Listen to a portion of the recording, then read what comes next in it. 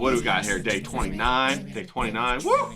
All right, people. We're at the end, man. I remember when we started this, we were like, what the hell are we going to do? Are we going to write stuff? What are we going to do, man? Are we even writers? Turns out we were writers all along. Who knew, right? Look how good that hair looks. How you doing? How you doing? How you doing? Hope you're having a great day today, man. Hope you're having a great day. I'm excited about a lot of stuff. Are you excited about anything? What are you excited about? Say it out loud. Be crazy. Do it, right? Do it. Say it out loud. I'm not kidding. So I'm excited because I found $1 million in my backyard. But no, be excited, man. Be excited and do things to activate your body so you can like communicate with that with your body so your body can get excited too. Give yourself permission to get in that good zone and vibrate like that. I know it's woo-woo, but it's the real deal woo-woo, okay? It's the real deal stuff, all right?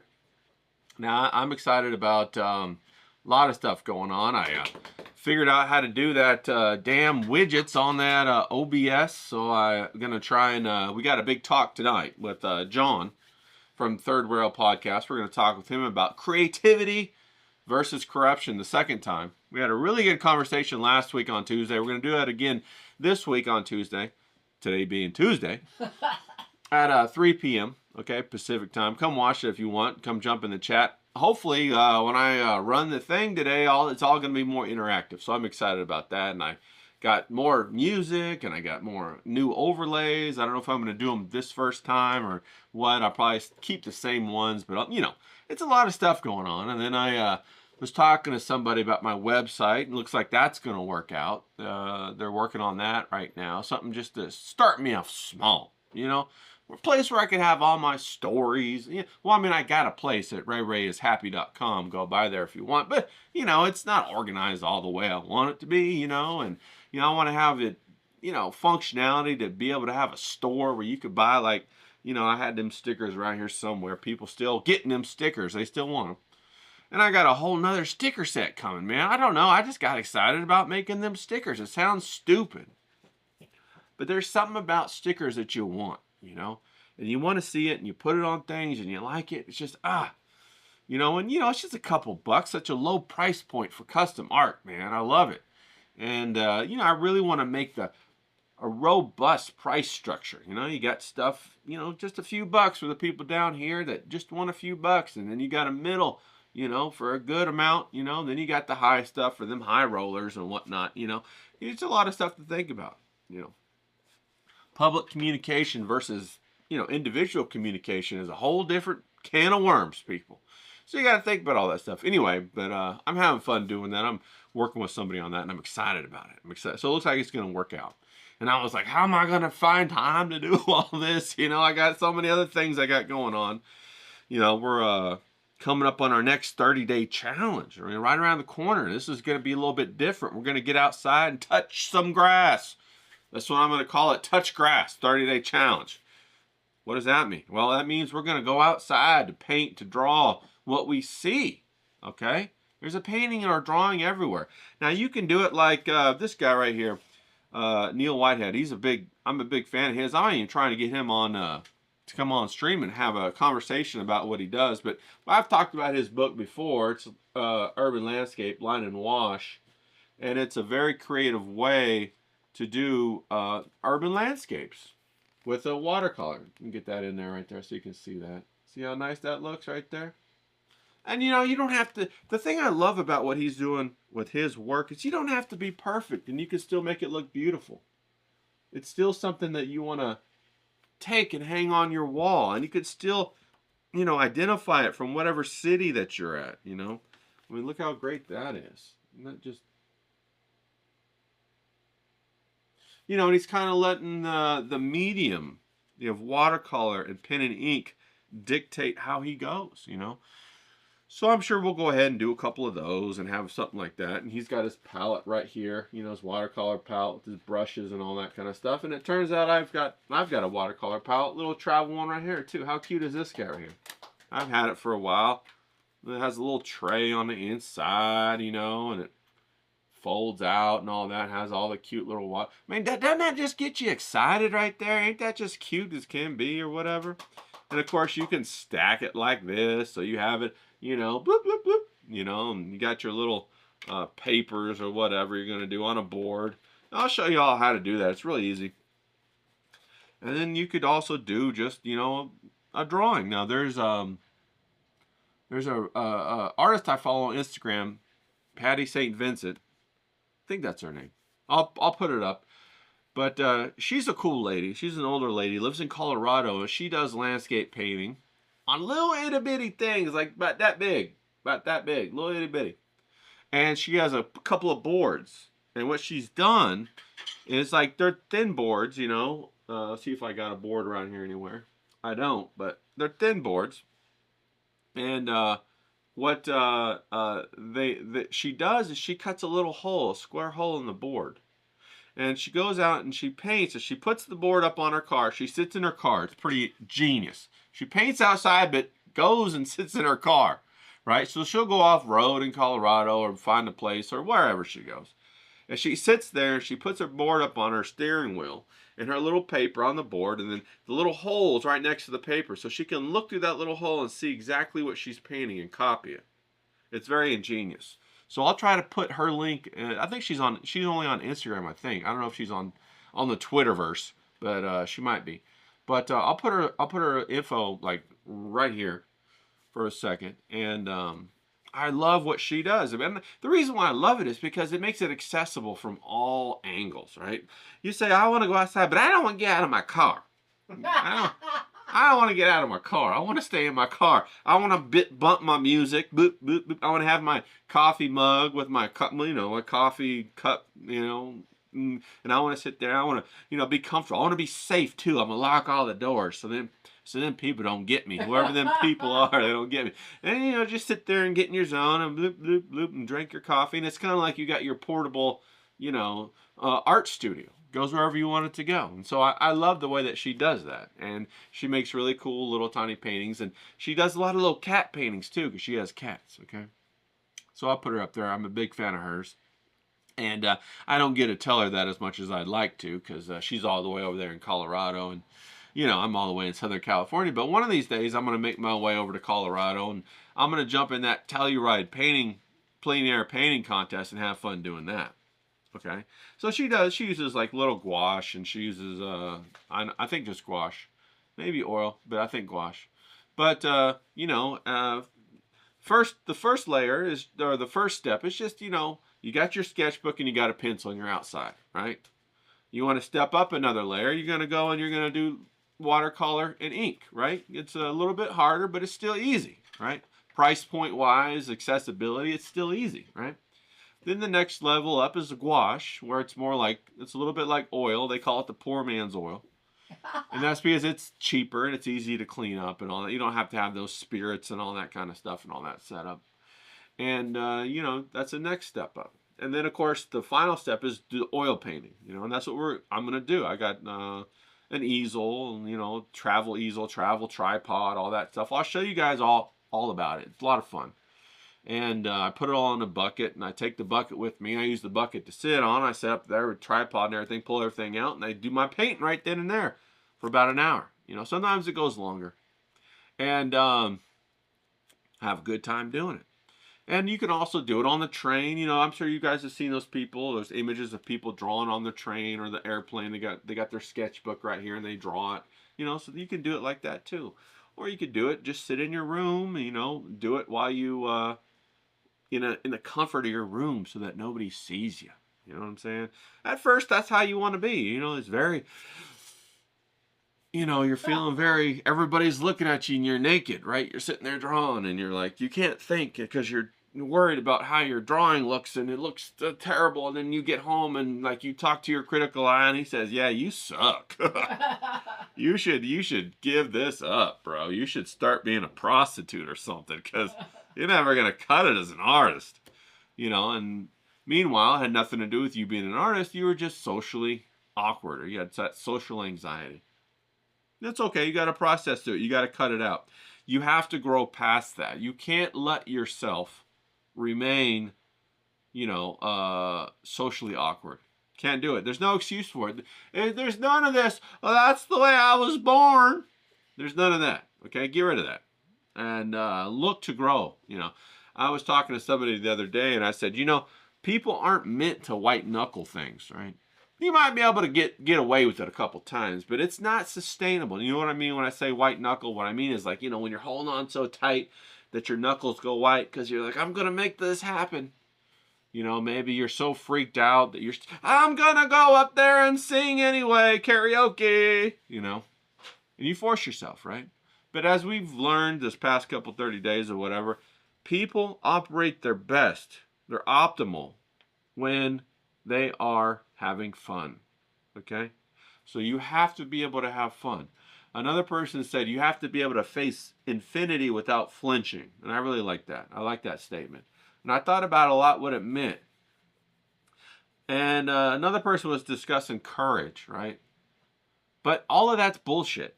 And I'm going to tell you why it's all bullshit. Because it's unsustainable. You cannot have longevity and pierce through all of the noise if you still have friction.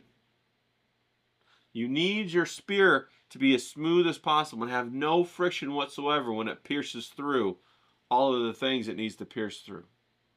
How can you do that? You can't do it white knuckling. At some point you're going to break, right? We're all human. You can't have courage and have fear at the same time. It doesn't work, right? But you can have a higher level of enlightenment and understanding that frees you from the burden of anxiety and fear and changes the way that you look at things. And then at that point, anxiety is no longer necessary. At that point, fear is no longer necessary. And to someone who's not enlightened, that looks like courage. But that's not what it is. What it is you've reassessed your understanding of the situation and you've come to a higher level of wisdom and you understand that it really doesn't matter. We've all been here before. We're all going to do this again. Now, what's important is the relationships that you carry along the way. And that if you fail, it's not really a failure. It's an opportunity to experience something from a different position. Once you understand all of that, once you understand that it's impossible to fail because you can fly. Once you figure out you can fly, you're never going to fall. If you're never going to fall, then there's never any fear. Because when you fall, it's just an exciting experience until you decide to fly. And that's the higher understanding. That's the enlightenment. That's the facing without flinching, because there's no need to flinch. You're going to go right through it. You're going to pierce right through it, right through that substrate or that boundary or whatever it is. You're going to pierce with the greatest of ease. In fact, it's going to be fun. Okay. Now, let me tell you about a comedian. If a comedian can win the trust of his audience, then he can take them on this wildest road that they want to go on and then deliver at the very end and make it worth it. And then the people will be so excited that it was such a good experience that they'll be like children and they'll run real quick to line up to do the ride again and say, push me, throw me in the sky, throw me in the sky. And that's how we are. And that's how people who are enlightened, they understand how to bring somebody all the way back around safely and have them have this cascading experience of emotions and then understand how to put them back on solid ground. Okay? There's no fear there. That's joy, that's excitement, that's taking pleasure in the experience of other people. You know, like when you're a parent and you You watch your children experience Christmas. You know, you relive it through them. Things like that. That's what this higher level of understanding or enlightenment's all about. And the fact that I'm even mentioning it proves that it's out there. Okay? The fact that I'm mentioning it to you, that I'm telling you about it, is passing that information to you. You're changed now because you know there's a higher level of wisdom. It's up to you if you want to get it. You know what I mean? But let's go ahead and bring that back to what we were going to talk about, which is that 30-day challenge. We're going to have a great time doing it too, okay? I don't quite know how the hell I'm going to do it. I don't know. I might have to get my cameraman a drone to fly around. You know, I don't know if the cameraman can handle it. Or maybe the cameraman's going to take to it and then, you know, it might turn into a drone channel. You don't know. I doubt it, but I think it'll be fun. I think I'll have a good time. And, you know, get out and see some of the sights and paint and stuff like that and still have the conversations. So I'm looking forward to it, okay? And, of course, we'll be posting. Come join the Discord if you want to join the Discord. We got that writing competition going on for the next 2 days. And then we're going to pick the winner. And I'm excited about that, you know. Now, this is like day 29, so we're almost there. Pat yourself on the back if you come through it, made it this far. It's really exciting. Be happy about it, okay? Now, I hope you take writing with you as you go on, okay? I hope you take the writing with you as you go on. I hope you journal. You don't have to write things to, you know, publish them or for anybody else to read, but I hope you're able to use this as a tool to put that content that's inside of you down on paper so that you can continue to grow and you can see that you are growing. Right? It's so easy to get lost and not think that we've gone anywhere. From year to year, look back and say, I ain't done a damn thing with my life. I ain't grown at all. You know, that's okay. But put it down into the journal so that you can mark your growth, so that you can prove to yourself, I have grown. That's one of the big reasons I love Sketchbook so much, is because you can physically look back through the sketchbook and see yourself growing. Or go grab a sketchbook from last year and look at it and see how much you've grown. And it takes time. It does. I know that Ethan was talking about some guy using AI and saying he leveled up in his artwork. And Ethan was saying that you don't just go out there and choose to level up. Why wouldn't everybody just go out there and choose to level up? That's not how it works. It's a gradual change over time. And then there's other factors like momentum that amplify the changes inside of you after a period of time. Okay? There's a lot of things that work. A lot of little amplifiers, a lot of things that take your everyday exercises, and after you gain momentum, it starts to shoot up in a parabolic or exponential line, no longer linear. At the very beginning, it's linear. Feels like you're crawling. You know, just like when a baby learns to walk, but then 2 or 3 years later, that little baby's like jumping rope, riding bikes, hanging from the trees, you know, climbing all over the couch, you know, wrestling with dad, all that good stuff. You know, that's how it works. The only thing that keeps us trapped is our engagement with the critical eye. If we let that critical eye jump all over us and beat us to tarnation, we stay locked because we refuse to fail. We refuse to try and then fail. We have to fail our way to success. Okay? We don't look for a magic golden path or a silver bullet, a silver bullet that just gets through there with first time. We have to fail. And you should look at the failure as exciting, because after you fail enough, you won't fail anymore. Then you move on to something else. Fail at that. You know what I mean? And then before you know it, you realize that you understand failure. Then you really don't fail anymore. You start to fly. You start to fly because you understand the rhythm of this world that we live in. You know what I mean? And that's very, very important. And if somebody understands the rhythm of the world that they live in, they should be doing something artistically to share it with the rest of us. You should be writing. You should be making food. You should be making music. I was talking to Ozzy Skateboard the other day, and he's a fantastic musician, and he was helping me out with some things because I'm trying to do something musically, and you know, back in the day, I tried to learn how to play the guitar for a summer, I think it was, and I was excited about that. But, I wanted to do the artwork, so I didn't have time to do both. So I put it down. And then I was talking to Ozzy the other day. We were talking about different little things that I could do. And so I'm excited about that. I'm going to make some, some music, some loops, like Ryan Harkness did. I thought that was incredible. And really got me excited. And I could see how it could come together in animation, And so that's what I'm one of the avenues that I'm pursuing. And I'm excited about that, right? I never thought I'd be there, but I'm excited about doing that. So who knows? You might find passions that pop up inside of you that you long ago pushed down to make them dormant because you were too hurt to allow them to grow because you couldn't pursue them because your life, your parents were abusing you. Maybe you had a baby too young. Who knows, right? Tons of things. But if you're hearing this, it's time to go back and dig up them seeds, plant them, and water them so they grow. Okay, this is your sign to do that.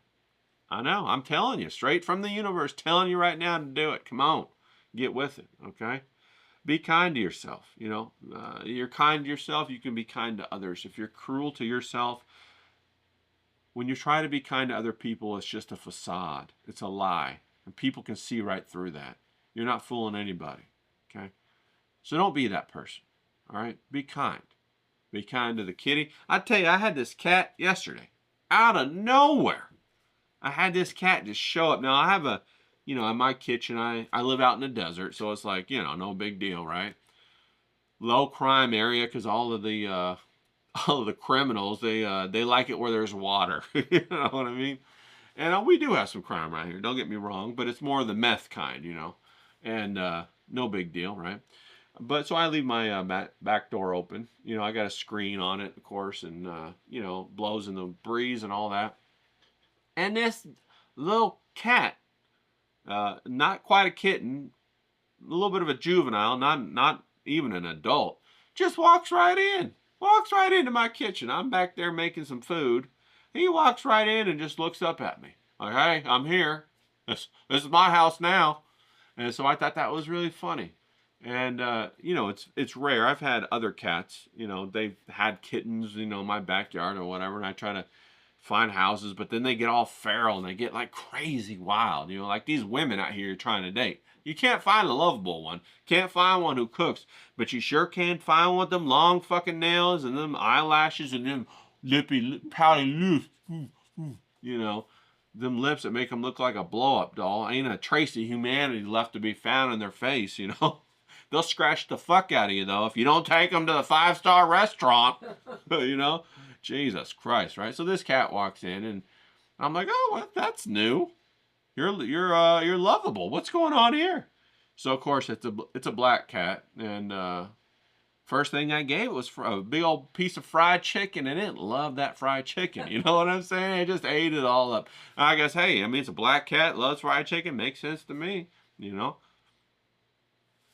And it just rolled all up right there on the tile, sat down, and went to sleep. And purred like crazy. I never heard a cat purr like that. Pretty crazy. But, I've been watching merch, so I've been going easier on cats, I've been coming around on them. I used to be, still am a bulldog guy. But, it's kind of hard to have a bulldog out here in the desert because they get so damn hot. And they, and they have a hard time breathing and all that stuff. But, hell, I've been rambling on. What we got here? 23 minutes. But anyway, I just wanted to say, hey, congratulations on doing this 30-day challenge. Way to go on writing. I think that's the 4th time that we've had a 30-day challenge that we stuck to it. And we've changed our life. You've changed your life 4 times. Okay? And if you've just been watching, that's great too. I sure appreciate it. I appreciate all the support, man. I don't really understand how to do this YouTube thing and this Twitter thing and all that, but I'm giving it a good go, good try. And mainly to find a audience for my art, and then all this other stuff is just icing on the cake, being able to meet all these cool people and like tons of cool people that I met so far, and being able to have them on stream and try to do more things with them. It's just been a lot of fun, and a really strong missing component in my life of that socialization that I've definitely needed, And I've missed out on in these last couple of years because I'm way out here in the desert, you know, and the only people we got out here is iguanas and lizard people. And they're busy trying to take over the New World Order. You know what I mean? You heard about them, right? So anyway, keep writing, okay? This is day 29. Keep your writing going, even if it's poetry. Find something you love. Find something you can get excited about every day to be able to write. Anybody can do it. Everybody should be doing it. Everyone is a writer because everyone has a voice. That's what a lot of people don't understand, is that everyone is a writer. Everyone goes through life and has experiences. Everyone has been treated horribly. Everybody has suffered. Everybody has something to say. Okay? Even people who have been spoiled rotten to their core really have been treated terribly. Because the true meaning of what this life is and the true pleasures of this life have been robbed from them, stripped away from them. The meaning of friendship, of love, of loyalty, of passion, of excitement, of accomplishment has been stripped away from them. And they really hurt the worst. They just don't know it yet. And that's terrible because they won't realize it until the last few minutes of their life. And that's a really sad thing. It's a really sad thing. So anyway, I just want to encourage you. Let's get after it today. Let's get some writing done. Tomorrow's going to be day 30. If I can pull up the winner, I'll try to read some of the story from the winner. And if not, I'm just going to go ahead and send a little prize out. You know what I'm saying? And then on the next day, we're going to have day 0. And I'm going to show you all the gear that I got, right? We're going to talk about all that before we go out and start painting and all that stuff. And today at 3 p.m. we're going to talk to John about Creativity versus Corruption 2.